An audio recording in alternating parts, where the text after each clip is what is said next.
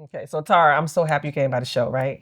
Because you know I have a product for blondes. I really had no idea. Yes, I have a product Girl, for tell me blondes. about it. So this is the foam. Yes. So this is the foam wrap, right? Okay. And it's purple. Okay. So what happens is that the purple help with the rays of the sun, keep it from yellowing. Yes. Right. And you know other products, which I'm not going to name, that are like blue, right, or brown, or whatever. It does not turn your hair purple. Okay. It just helps. That was going to be my question. Am I going to be purple? You are not going to be purple. I promise you. Right. Everyone that I know, the hairstyles that I introduce it to, they swear by it. So this is yours. Not you giving me gifts, girl. And you know everybody like a to-go. Right. This is to-go. So you Thank put this you. in there, and that's your little perfect, because you know I'm traveling. When you're traveling. Right. And this is the Charlie cream. This is the... Talk to me about this. It's a moisturizing pomade. I call it my hair and skin lotion. Okay. Right? So you can use it on your hair and your skin. Okay. It's not greasy. It's not too oily. It's that perfect combination of moisture that you need on your blonde. So this could be used like a heat protectant too, right? Yep. Every day. I love that. I would say put it on every day, especially with the weather. Right. You don't want your scalp or your hair to be dry. I agree. It's perfect. And it's purple. Okay. Also helping with the rays of the sun is rosemary and lavender. Okay. Right? And you can use it every day. I love that. So yeah. And this is yours too. Thank you. Yes. Y'all see I got gifts. So let me know how you like it. I'm gonna let you know, because as soon as I get to Houston, we're gonna pop it on the head. Absolutely. But thank you for coming by. I'm so happy that I was here today. I appreciate you. Yes.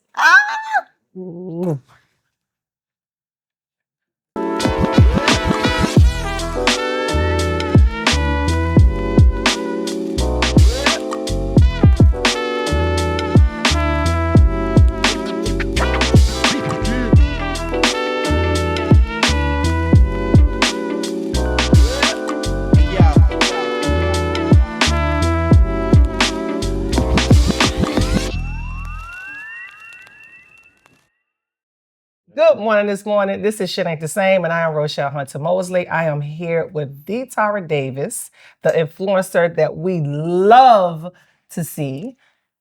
Please make sure you hit the bell so that you can be notified when my podcasts come out. Tara. Hey, girl. Tara. I'm so happy to be here. Let's just start with that. I'm so grateful. Tell the people who you are first. Okay.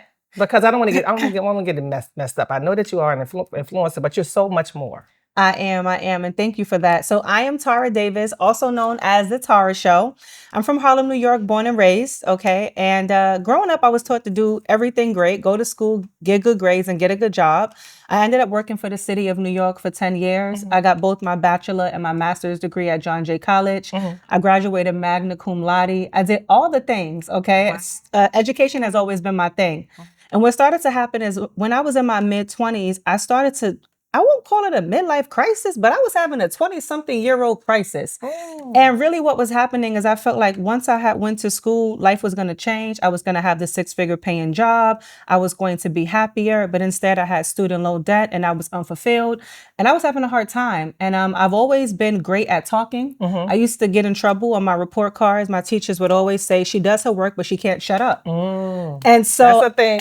Right? And so really, I was like, okay, well, how do I make money off of this mouth of mine? Because it's gotten me this far. How do I start to, capitalize off of this? And I first started off in network marketing. I had never built a team before. I was in a network marketing company, and it was my first experience with people, building a team. I built a team of thousands of people, and the network marketing industry really is what blessed me so much so. But let's back up though. So you was in corporate first. I was. For how many years? 10. For 10 years in corporate. Yes. And then you decided that you wanted to be an entrepreneur. You know what? I don't know if I really decided. I feel like it kind of happened. It kind of happened. It kind of happened. I feel like my prayers were just aligning with, how about this? God knew my prayers. He heard my cries, and he just gave me an opportunity, and it was up to me to do something with the opportunity. Right. Because, what's happening now with a lot of people that are in corporate, they want to make that transition, right? But what does that transition really look like, right? Ooh. Because I know for me, I've been an entrepreneur all my life. I've never worked in corporate, and so I don't really know how to teach people the pivot, of moving from corporate to entrepreneurship. Gotcha. So how was that for you? So one thing I could say is that I've always been an extremely hard worker. One thing about it is if you give me a task, consider it done. I'm also very competitive. Not competitive in a negative way, but if you tell me that there's 10 levels to a board of a game, I can't stop at 5. Right. Okay, so there's something in me that needs to know what the top feels like. And so because of such, I took all of those skill sets. Also, me getting both my bachelor and master's degree, I was in a dual program. I had to maintain a 3.5 GPA. So I've always been met with challenges in my career or education. And I said, well, this is nothing different. So what I started to do was I was working my 9 to 5 by day. And I say I was building my dream by night. I was building my side hustle by night. I was doing presentations for my company. I was meeting people. I started, I became a trainer eventually. I just started to show up in that space. And what ended up happening is that there was one year where my income on my side hustle made almost the same money as my 9 to 5. That is where I knew I could exit. I was about $7,000 shy in that one year. I was $7,000 shy in income from hitting my 9 to 5 money. And when that nighttime money, like when that side hustle was almost as close as my daytime money, I said, well, what if if I'm only doing this at night and I could come that close? What if I decided to just do this completely? So it's so funny because at the time I was making $37,000 a year at my 9 to 5 working for the city with a master's degree. I cleared $31,000 in income my first year in network marketing. Year 2, I had $85,000. Oh, wow. And that's what we're going to talk about. We're not going to talk about income after that. I already know. I already know because when I first started I was a hairstylist. I've been a hairstylist for over 30 years. When I first started, when I got my license, doing it professionally, I was 18 years old. Wow. And I had my own apartment. I had my own car. I had all the latest everything. Right. So we didn't even talk about how much money I was making. Exactly. Then, and how much. And people are like, oh my God. Right. I left my mother's house when I was 15. Wow. And I never looked back. I never even thought about it. Wow. It has never even crossed my mind to even, And I left mine at 16. And it never crossed my mind. It never crossed my mind. Right. To go back. Agreed. So look, we got this. Come on now. Come on. And so when you say, Rochelle, when you say to me, like, where do you pivot? That's what I would say. I think that we now live in a day in society where people just forget that you need hard work, you need tenacity, you need to be fearless, you have to build relationships. There's nothing bigger than the relationships that you build because your relationships become your clients, become your customers. And so if you're not a good person, okay, if you can't keep good relationships, I don't think you can do good business. I'm going to say that again. Say that again. If you cannot keep good relationships, you can't do good business because my reputation precedes itself. It's an honor for me to be able to say I'm a woman of my word. I keep my word. I love all my people. These are things that are honorable well beyond money for me, And so I would say that if you are thinking about making the move, I would say to make sure you have your nest first. So in my situation, not only was I saving at the time, right? Still am, but just saying it in that scenario, going back, because we're talking about 12 years ago. 12 years ago. I've been a full-time entrepreneur for about 12 years or so. Okay. So 12 years ago, not only am I saving and clearing debt, okay, but then I'm also in a position where that side hustle surpasses or comes close to the main hustle, and then you can make a decision. Right. That would be my advice. Don't move too fast.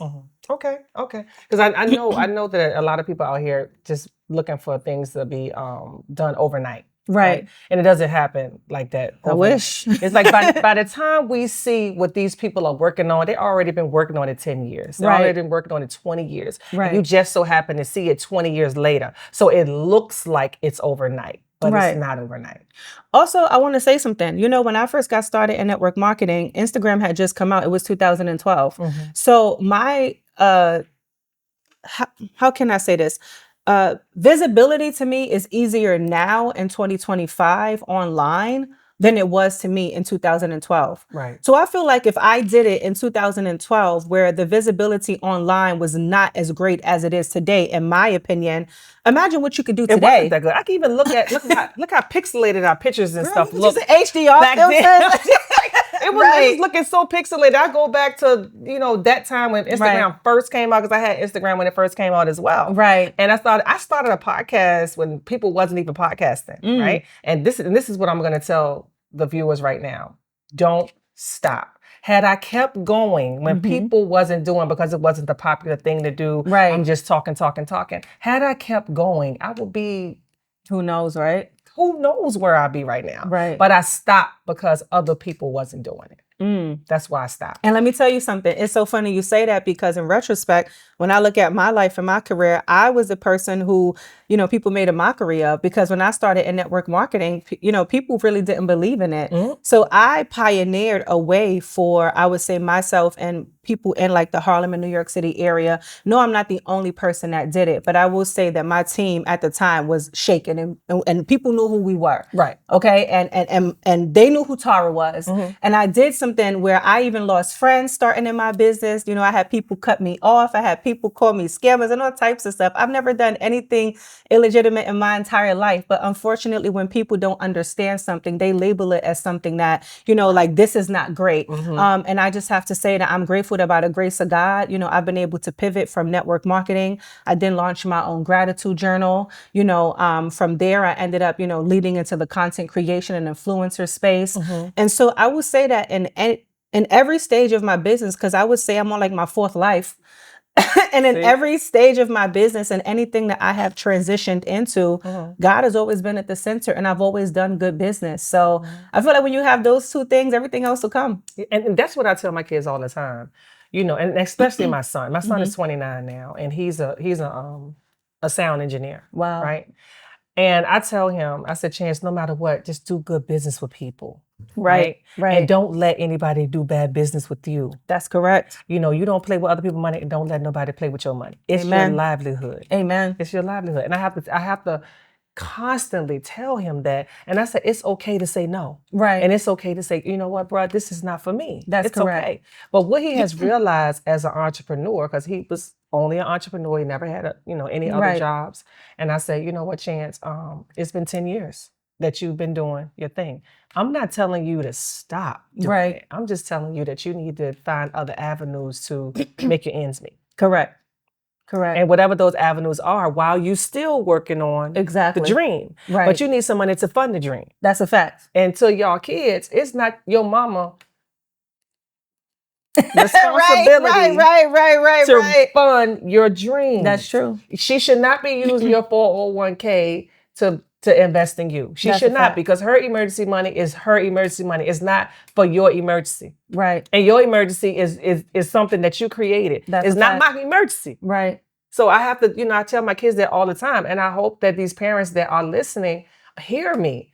Your kids' dream, that's their business. That's a fact. It's not for you to go into your 401k buying suites. I can see parents investing in these salon suites and doing all this stuff with their 401k money, for them to be in there 3 days after they didn't spend 10 years of their savings. Right. I'm like, no. And my mother could tell you, because she's behind the scenes right now. I got my first apartment at 19. I'm not afraid to, I'm 39 years old. Yeah. Over the last 20 years, my mother has never paid my rent, not once. I've never been in a situation where she had to loan me X amount of money. Yeah. I have always hustled for it. Right. You know what I mean? And I just feel like I was raised by a single mother. So, it's kind of like a slap in the face to then turn around and ask her to do for me when she's done for me. Yeah. You know what I mean? Like, it's like, no, I'm grown. Yeah, I can do this myself. Figure it out. I'll figure it out. Where your friends at? Right.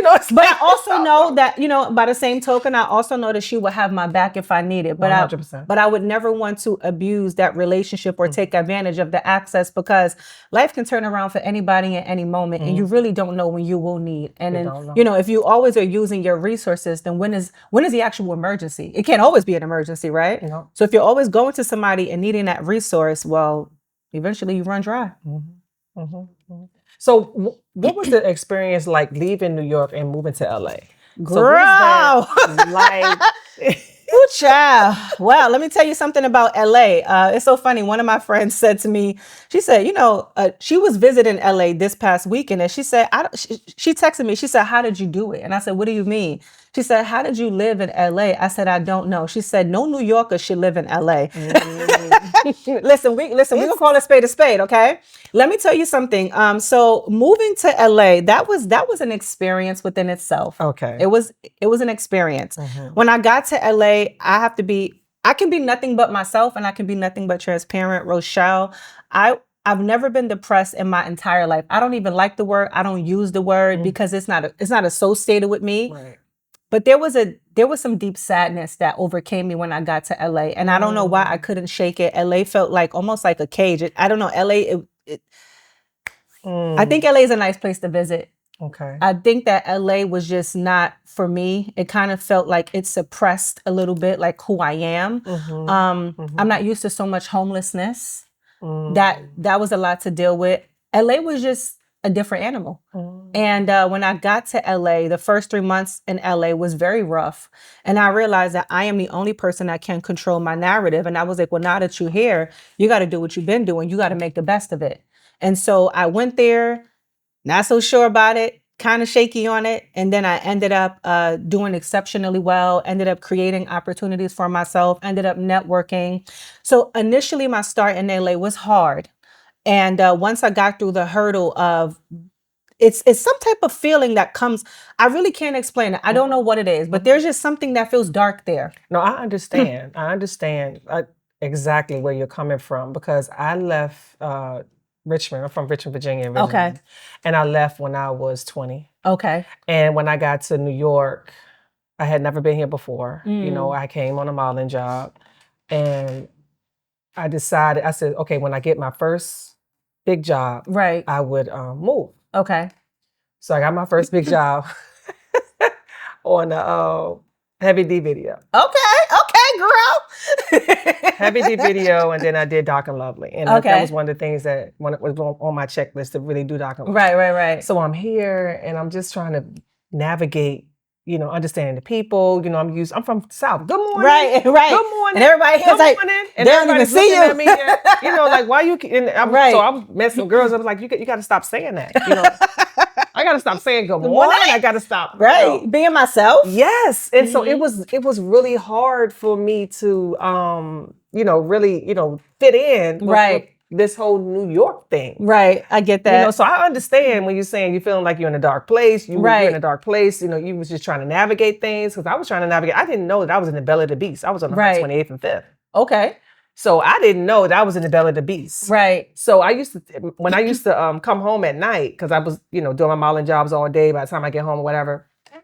And this is how you know, naive I was. I was like, I hear them calling out these colors. Like red's out, yellow out, you know, whatever. And I'm like, what are they saying? Right. It took me about 6 months to figure out what they're saying. So my aunt used to call me, and she said, Ro, what's the color for today? I said, it's red, girl. Found out they were selling drugs in front of my window. Girl, no way. I swear to God.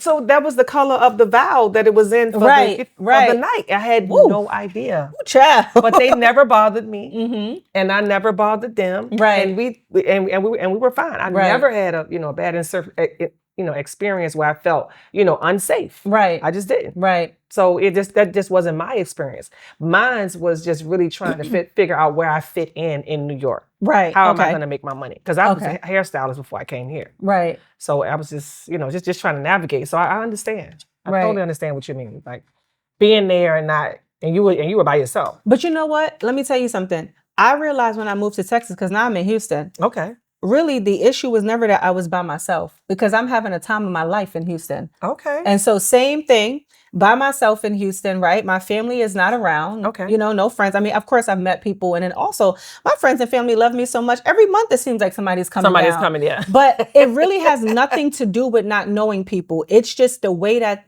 LA made me feel. And so I can just say that I still love LA though, crazy enough, but I love it to visit. Right. I have friends there. I have people there that I love, and I just feel like it's for a certain type of person. There's nothing wrong with that, right? Some people like steak, some people like chicken. My experience doesn't mean that it's everybody's experience. You know, I wouldn't deter somebody from going or moving. I would just say that you got to figure things out for yourself. And I also have no regrets that I moved, because how could I be able to sit here with you and tell the story of how I felt about LA if I never went? And thank God I was, in the means of having the resources to just say, I want to leave. I want to leave and I want to go here. Right. You know, so I really feel like LA brought me immense opportunity. I met some great people. You know, it expanded my career with Amazon Live. You know, I'm a live streamer. Okay. So there's so much that came from it. It just is a place I would never live again. And I'm serious about that part. Okay. Okay. Yeah. I was just about to ask you about the live streaming for Amazon. How did you even get into that? It's so funny because you know, my mouth just takes me places, Rochelle. It really does. You get in good trouble with your mouth. Yes. I really do. You know, because I'm just myself, you know, like it's just almost impossible, I would say, for me to meet you and for me to not have a smile on my face. You know, if I see you and you, like I told you, you look amazing, you know, like it's almost just impossible for me to not just show my authentic self, give the compliments and just tell people that they're the bomb, because you are. Because you are. And so what happened is I had signed up for the Amazon Influencer Program in 2020. Okay. At this time, we on lockdown. You know, we ain't doing nothing. Everybody home trying to figure out what they want to do next. Right. And I feel like 2020 was the perfect time for content creators to emerge because we were home with our cameras, with our phones. So all we were, you know, many people, we creating content. So I signed up for the Amazon Influencer Program in 2020. I was like, okay, this is cool. It was, you know, it wasn't really doing a whole lot, but I signed up for it because I've always been referring people to things.